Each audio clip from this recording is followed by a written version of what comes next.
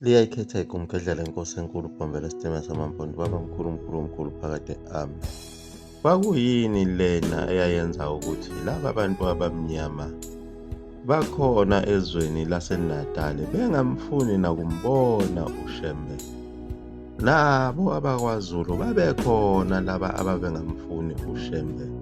Iningi labo kwakuyibo phela abathakathi abasebebonile ukuthi ukufika kwakhe uShembe kuphazamisa lowo msebenzi wabo wabathakathi ngoba kwakukhala ngisho otokoloshi babo bebaleka bethi nangu uShembe, nangu uShembe. KwelaKwaZulu baye beyingcosana abantu ababengaphansi kwazo izimishini. Nayo leyo ngcosana yayingaphansi kwezimishini endaweni yakwaZulu babengene ngako ukulandela amakhosi abo njengayo inkosi uSolomoni eyayizinikele kulo isonto lamasheshi okuhlonipha amakhosi. Kodwa babebona kahle ukuthi lento ayifikile kahle lapha njengoba kuyiyona eyaba nesandla esikhulu ekubulaweni kobukhosi nobabamkhulu babo kanye nako ukudliwa kwawo umhlaba. Kodwa ukuze uphephe ngena esontweni, ngena ezimishini ngoba phela ngalesi sikhathi kwase kunzima kakhulu ukuphila ngenxa yawo umlilo wequbula owabaswa uye uBhambatha kaMancinci. AmaNgisi nawo amadube esandlwana ayephume umkhankaso omkhulu okucinga umuntu oyibutho. Lo muntu oyibutho lakwaZulu wayeseqanjwe lona igama lokuthi uyiphekula likaBhambatha, umuntu nje ogcina amasiko, ovunulayo, ofaka ibheshu, ophatha ihawu nomkhonto, ofaka umqhele, ofaka amadavathi, izihlakala nezikhono, nembatha, ubusenge, udihla, umqhele, kanye nawo umncedo. Lowo muntu uyiphekula, mvimbeni masosha, mvimbeni magumgedlela. Uzophazamisa umbuso wamaNgisi, ufuna amaNgisi alahlekelwe umhlaba wabo ayesewudlile kubantu. Vimbani leli phekula. Isona sizathu sabantu bakwaZulu ukuthi nabo bebalekele khona-ke esontweni beyocasha. Beyeke imvunulo, beyeke amabheshu, beyeke izihlabelelo zabo, amahubo akwaZulu. Behlabelele zona izihlabelelo zasentshonalanga ezazifike nawo amaNgisi phela emasontweni, zabe seziguqulelwa olimini lwesiZulu. Zonke lezi zihlabelelo zazingakhulumi nawoluncane usizi lomuntu omnyama nokuhlupheka kwakhe. Kwakuyizihlabelelo zenjabulo yabo abelungu ngokunqoba bona abantu abamnyama, zabe seziguqulelwa olimini lwesiZulu, isiMpondo, isiXhosa, isiSwazi, isiVenda, isiSuthu, isiPedi. Nazo zonke izilimi ezazikhulunywa yibo abantu abamnyama ukuthi belekelele abelungu phela enjabulweni yabo ababeyifumene beyinikwa uye uJesu. Besho bethi le njabulo esinayo siyifumene ngokuza kuJesu. Lezo zihlabelelo kwakuyizenjabulo yabo phela abelungu, ayikho into eyayijabulisa umuntu omnyama ngaleso sikhathi. Njengoba wayedlelwe umhlaba nobabamkhulu bakhe engazi lapho ababefele khona, abadliwa zimpisi namanqe kanye nazo izingulube zehlathi. Behlabelela kakhulu, besho ukuthi inhliziyo kaJesu imnene sengizokucasha kuyona. Yebo, kwakuyiyona ndawo yokuthi ucashe laphana emishini. Isimo sasinzima kakhulu njengoba naye uShembe wabizwa ngalo iphekula likaBhambatha. Lelo kwakuyicebo lawo amakholwa ezimishini zakhona phela eSheshi. Bempenda ngalelo gama ukuze umsebenzi wabo uzosheshe ulunge ukuthi kuboshwe yena uShembe.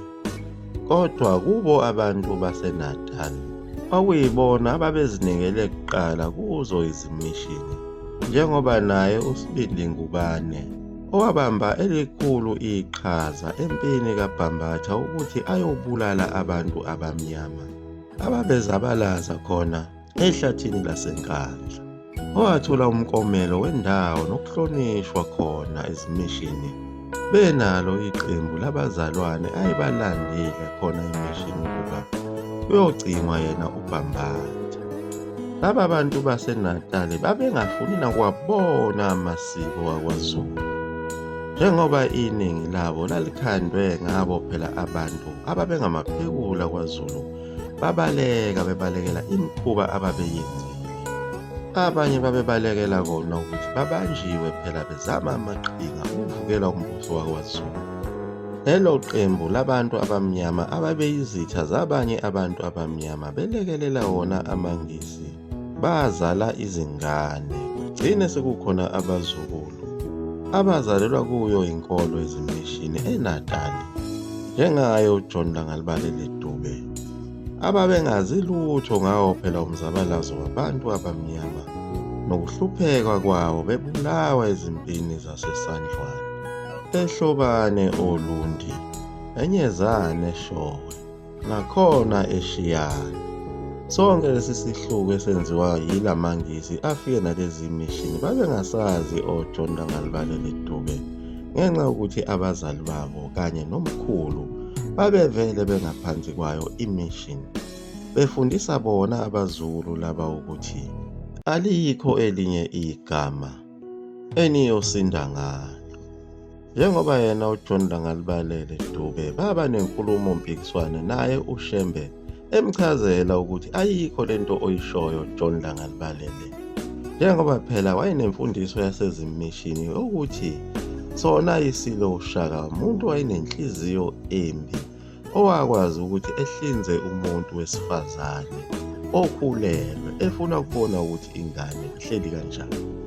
Zonke lezo mfundiso kwakungamampunge phela ngoba kwatholakala ukuthi umuntu owenza lokho kwakuyenye yendoda yakwaCele. uShaka akaze akwenze lokho, kodwa zonke lezi zinganekwane zaziqoqwa khona phela emishini zenzela ukuthi laba bantwana abancane bangaphaphami futhi bangalokhu beba nemibuzo ukuthi laba bantu bakwaZulu njengoba babebulawa beboshwa yini indaba. Babevele bechazelwe khona ukuthi laba bantu bakwaZulu bangamazimzimu, naye uBhambatha kaMancinza lona izimzimu, naye uCetshwayo lona okuyizimzimu, isiqhaza esasibulala abantu ngaphandle kwesizathu. Njengoba khona ezimishini babekhuliswe nangayo imfundiso yokuthi uma uhamba ngezinyawo ungazifakile izicathulo kuthiwa ushaya ngoCetshwayo. Kwathathwa onke amasiko akwaZulu ababonikezwe uNkulunkulu umvelinqangi, anyathelwa phansi ngezinyawo kanye nawo amakhosi akhona ayethukwa kakhulu. Lawa phela abantu abamnyama ababewacele kuNkulunkulu esikhathini sesemandulo. Ngalesi sikhathi phela uNkulunkulu esazifikela qathatha kubantu. Bakhala kakhulu abantu ngoba ngaleso sikhathi uNkulunkulu mayefika kwakwesabeka kakhulu. Abanye babefa phela ngako kwenganywa yiwo umlilo kaNkulunkulu. Uma nje unovalo entanyeni wawufa juqu ngoba bonke abantu babesuke sebeguqile bethule bethe du, begubuzele amakhanda abo. Sesifikile isilwane somhlobo. Wena otholakala usemi ngezinyawo ungaguqile ngaleso sikhathi wawufa ujuqu ngaso leso sikhathi. Njengaye unkosikazi kaLothi owaphenduka isiduli sikaSawuli ngalesi sikhathi efuna ukubona uJehova enza izimanga zakhe isikhathi ebhubhisa lona eSodoma neGomora. Naye uShembe umqali wendlela wathwala nzima ngesikhathi phela ebonana naye uNkulunkulu okokuqala endaweni yakhona eHarrismith, ngesikhathi esebenza khona eplazini ebophele izinkabi ebusuku phela eyolanda umhlanga. Lapha athi mayiqhamuka uNkulunkulu ngayo phela imbani yezulu eyagcina isimshisile ethangeni, ngesikhathi egoloza phela ukuzokwenza umsebenzi kaNkulunkulu. Wagcina elahlekelwe yizo zonke izinto ayenazo, njengoba wagcine elahlekelwe abantwana abalishumi ababulawa wuye uNkulunkulu isilwane somhlobo. esingancenge uma ungafuni ukwenza umsebenzi waso sekujuqa. Babewacele kanjalo amakhosi abantu ukuthi abelekelele phela bengalokhu bexhumana naye uNkulunkulu ngoba uyabagqilaza. Ingakho uNkulunkulu kulo lelizwe lakwaZulu okuyiyona ndlu enkulu yawo phela amanguni aphethe zonke izizwe zabantu abamnyama, uNkulunkulu wakhetha ukuthi efikele khona, wehlela khona waba umuntu ebantwini. Ngenxa yokuthi nawo amakhosi lawa ayengabaxhumanisi ngabantu noNkulunkulu, ayesehungulwe yizo izimishini kanye nazo izinyanga bathakathi. Kuyaphoqa ukuthi uNkulunkulu azifikele yena mathupha, wazoba umuntu ebantwini. Waphinde wenza umhlolo ukuthi uzozalwa umntwana khona lapha emhlabeni osuka ezulwini, ozoba umzimba ozosetshenziswa yiwo uNkulunkulu kubo abantu. Lowo mzimba wawufana ncamashi naye uNkulunkulu. Njengoba uNkulunkulu wayehlise yona imbali mbumbulu ehlathini lena phela eyadliwa intombi yakwaHadebe. Le mbali yayiwugibe kuyo le ntombi ukuba phela ibone sengathi imbali kanti isimanga sakhona ezulwini. Yayishwabadela le mbali kanti simshwabadela sona isimanga sasezulwini. Kwase kuzozalwa umuntu wasezulwini, owumzimba ozosetshenziswa uNkulunkulu, ofana ncamashi naye uNkulunkulu. Njengoba yena umqali wendlela wathi uma esekhulile, eseyindoda endala, wafana ncamashi naye uNkulunkulu umzimba wakhe. Phela lowo wakufakazwa abantu ababebone uNkulunkulu umqali wendlela engakazalwa. Abanye babebone yena uNkulunkulu umqali wendlela esengumfana wezinkomo. Kodwa abantu bakwaZulu babembona eyindoda endala njengoba wathi mayisefika khona kwelakwaZulu sababaza isalukazi sakwaMsibi esidala esake sambona uNkulunkulu emandulo. Siseyintombi eyayihamba yona intaba kuyocelwa imvume. Lapha babebona khona nabo onomkhulwane.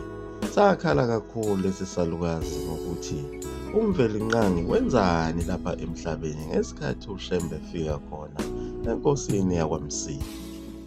Kodwa noma konke lokhu kwakwenzeka, nazo izimanga nabo ofakazi ababefakaza ngaye uShembe ukuthi uvela ezulwini, njengoba kwakade kuchaza nabo abaprofethi ababeprofetha ngokuthi kuzofika umuntu lapha, lowo muntu uyoba uNkulunkulu. Lapho uZandile Nkabinde umprofethi aze athi lo muntu akufanele nokuthi ngize ngikwazi ukumxhawula ngesami isandla ngoba umuntu ongcwele, uNkulunkulu uqobo lwakhe. Naye umprofethi uMfazwe washo njalo, wathi lo muntu uNkulunkulu uqobo lwakhe. Njengoba phela abaprofethi bavame ukuprofetha ngokufika kwakhe uNkulunkulu, abaprofethi ngokufika komunye umprofethi ngoba bona basuke bekhona bengabaprofethi. Baprofetha ngokufika kaNkulunkulu. Nawo umuzi wakhona ePhakameni wayishilo umprofethi uZandile Nkabinde ukuthi umuzi kaNkulunkulu ozokwehla ezulwini uzohlala lapha emhlabeni. Kodwa abantu ababebakhele leyo ndawo lapho kuyohlala khona umuzi kaNkulunkulu bayothi umuzi womuntu phaqa. Kodwa ababehlakaniphile njengabo oMasikanacele, wakhona eMlazi kwagijima owayebhale phansi konke okukhulunywe ngabaprofethi. Wayekwazi ukuthi uShembe inkosi eyisuka ezulwini. Kodwa amadube esandlwana akhona kule ndawo yaseThekwini ayithi umuntu phaqa lona ngenxa yako ukudla amathe abelungu asezimishini. Nakho ukuthi phela labantu baseThekwini babe yizizukulwane zawo amaphekula ikhuni ayengasamfuni uNkulunkulu uMvelinqangi namasiko kaNkulunkulu ababewanikeziwe beyisizwe sakhona kwaZulu.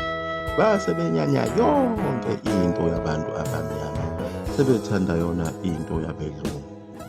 Lowo moya wabadayisi basemandulo amaphekula ekhuni ayibulala obabamkhulu bethu esandlwana belekelela amangisi besuka kuzo izimishini ababulala nobabamkhulu empini kaBhambatha ababelwelayo yona imali ababekhokhiswa yona engupondo, imali yamakhadi.